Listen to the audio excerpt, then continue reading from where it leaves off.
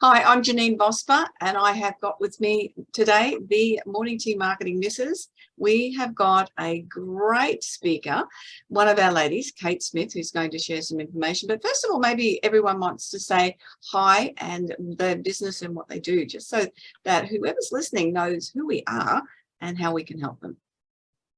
Narelle. Oh, I'm Narelle Gatti, and I'm from Digital Access Solutions and Assistive Technologies, DASAT for short. We're all about accessibility and helping businesses open up their target market to everyone. And Jan. Hi, everybody. I'm Jan Roche. Our company is BizConnect Web Design. We're based in Redcliffe. And what we do is help our customers to connect with their ideal clients online. So that whether that be their website or their online marketing, that's what we do. And I'm Janeen Vosper. I am a personal branding specialist, and I help leaders overcome any issues about how they step up and present to the world. And I'm going to introduce Kate Smith. Kate is a graphic designer who specializes in service and experience-based businesses, and she creates visuals to showcase your brand so that it resonates with your ideal clients and increases your bookings. Now, Kate's got some great planning ideas for us to share. Now, welcome everyone, and particularly Kate. Thank you very much, Janeen. I wanted to talk a bit today about marketing and having a good marketing plan for your upcoming year and how to execute that. So we all know it's important, and it's one of those things that falls by the back burner quite often, but having your visuals front of mind in other people's minds is so important. I've written a bit of a blog which we will share with you. It talks about a few strategies for developing your visual brand. So how to connect with your audience, what kind of visuals are your audience into, and how to put that into your branding to make sure that when they see it, before they even read what you do, they're somewhat engaged with what they're looking at. They go, oh, this appeals to me. They're not sure why yet, but then they read what you've said. And then suddenly you've got somebody perhaps in your funnel, perhaps calling you, perhaps just getting that awareness of your brand and knowing that you're there. There's a few ways we can do this. You can do it yourself. There's many, many free tools, and I've listed some in my blog. You can use these to pick your colors. You can use them to design your social media assets, things like Canva. The free version is so powerful. It's an incredible tool. So really, if you're not taking advantage of Canva at this point, get onto it. It's great and it's easy to use. You can look at things like, there's a website I like called Coolers, helps you to pick your colors.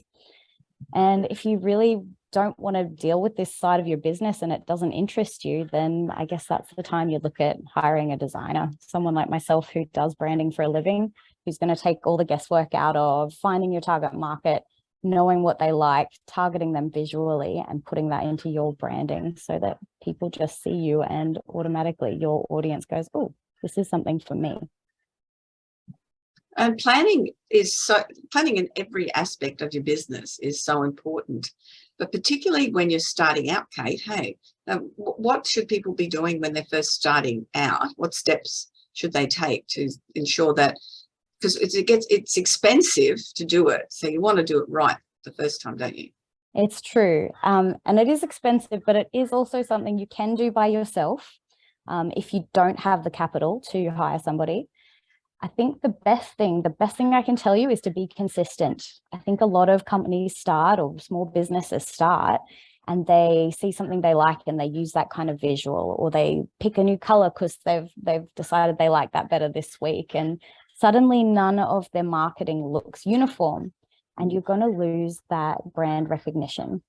So the most important thing is that people recognize your brand. I think it's something like 17 points of contact before somebody actually wants to work with you. So, I know it used to be 11. It's really increased. It's crazy. so much out there that's hitting people, isn't there? Yeah. So if you've hit somebody with 17 different things and they've seen your business 17 times, but they haven't recognized that it's you every time, you're losing that person. They're not going to see you as the expert in the field or the person that can help them. So consistency is the number one key. So the cheapest way to do this, honestly, you can design your own logo on Canva. You could get someone on Fiverr to do it. You won't always get the best result, but if you just need something, then these are options. Then you're going to make a folder for yourself, either locally or better on a cloud drive. Have your logo in there in all its formats that you have your colors, so specific color codes, and you can get those on Canva. Yeah, it'll be usually the easiest way is a hex code. It's kind of, I think, 6 numbers and letters, and you can use that everywhere. Just copy and paste, and that will get your exact color. I know mine off by heart. I use them so much. Well done, Janeen. Yeah, 1A4C is the navy, and E26A28 is my orange. You've just, yeah, that lifts my heart as a designer. Fantastic. I just use them on absolutely everything. Change it. Yes. The font on my emails is the navy font. Even when I do blogs, things, everything on my website, everything is that. Yeah. That's why I know the numbers. And it's subliminal, because people will see that navy, and that navy is, it's not just everyone's navy, it's your navy. Subliminally, once people start recognizing your brand, they are going to think of you when they see that color. It's incredible, and we don't realize that it's happening, but that's why big brands like McDonald's and these people who use their very unique color, you see the McDonald's yellow, even if it's not the golden arches, you start thinking hamburgers. It's crazy, and it works. So consistency, I think, is the number one thing.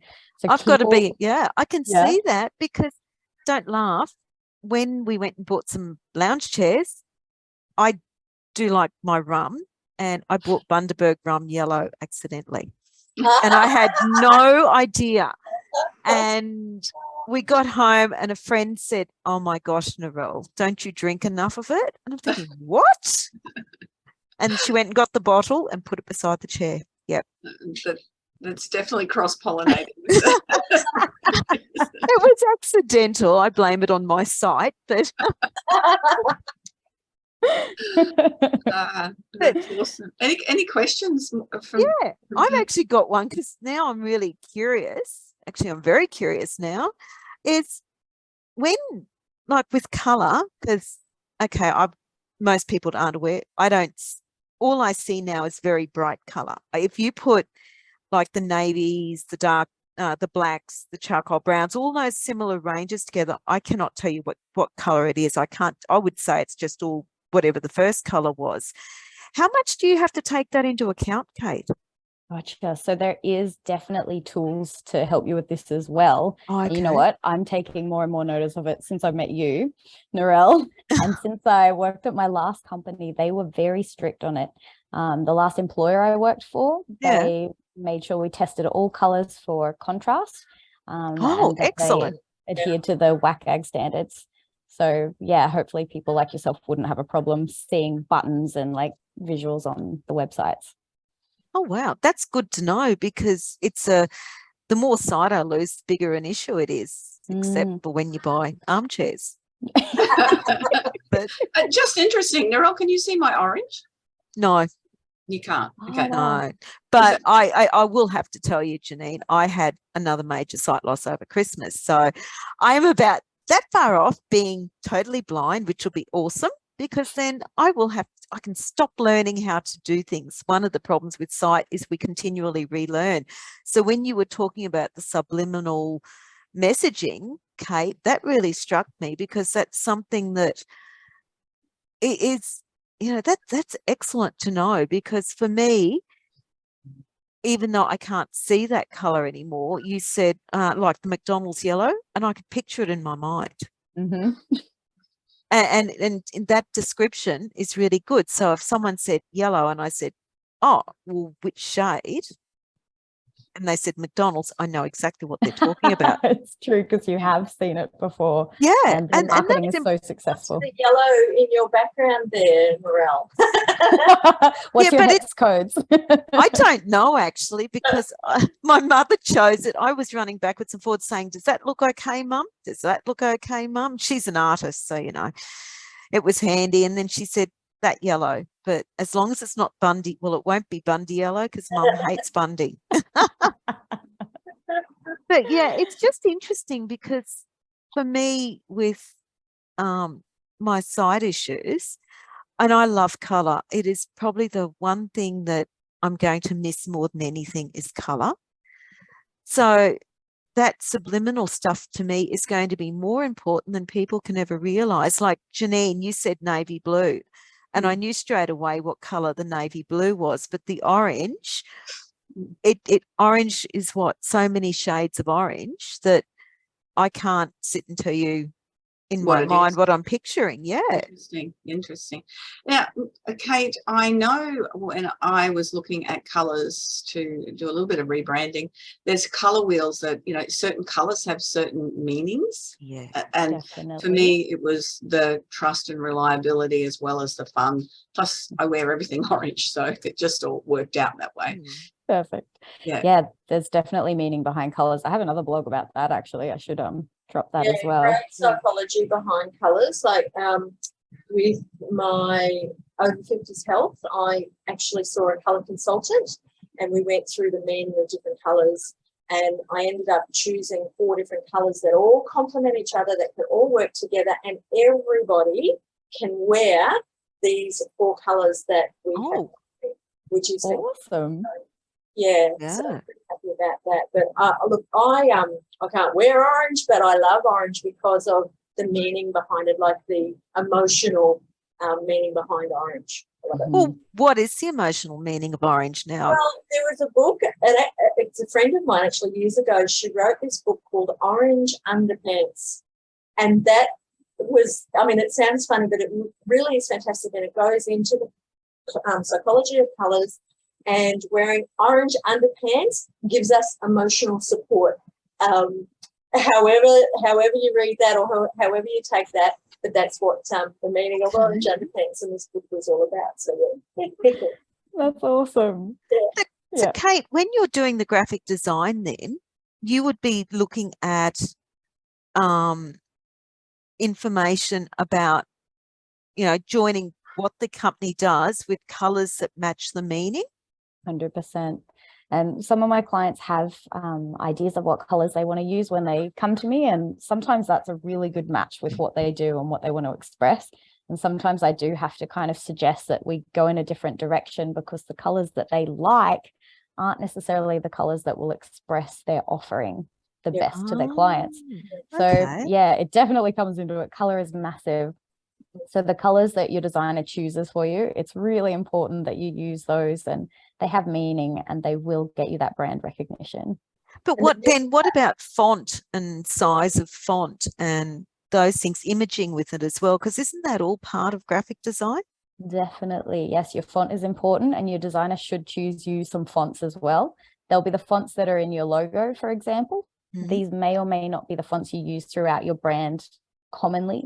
For example, my logo has 2 different fonts. One is quite plain, the other is more of a display font. So the word Rove it's quite a display one. I use it for headings, but I would never write a block of text in that. So the font that Creative is in, I use that, or I use another font called Nunito that kind of complements my brand for blocks of text. And it's also part of that recognition. People don't realize it, but when they see your fonts, especially if you have a standout font, Janeen's is a very good example. That's quite a display font. It's very beautiful, and can be recognized very well as her unique. But I would not use that anywhere else. Yeah. That is your logo. It's too hard to read, but it really stands out in the logo. Yeah. Okay. And I have that little face and microphone in my logo as well. Which, yeah, that's very clever. That. When it comes to working with your graphic designer, you really need to have good communication with them as well. And like with us with web design, we really need to understand, get down into the mind of the person who owns the business or the website, or the one that's wanting the graphic design to be done, because like you said, Kate, you know, they've got an idea of what they want to achieve with their design or their graphics or their branding, whatever it is. But if you don't know what it is and you've been put in charge of creating this wonderful masterpiece, you could be way off track because you're thinking this, but they're actually thinking that. 100%. So it comes down to really good communication around all of that.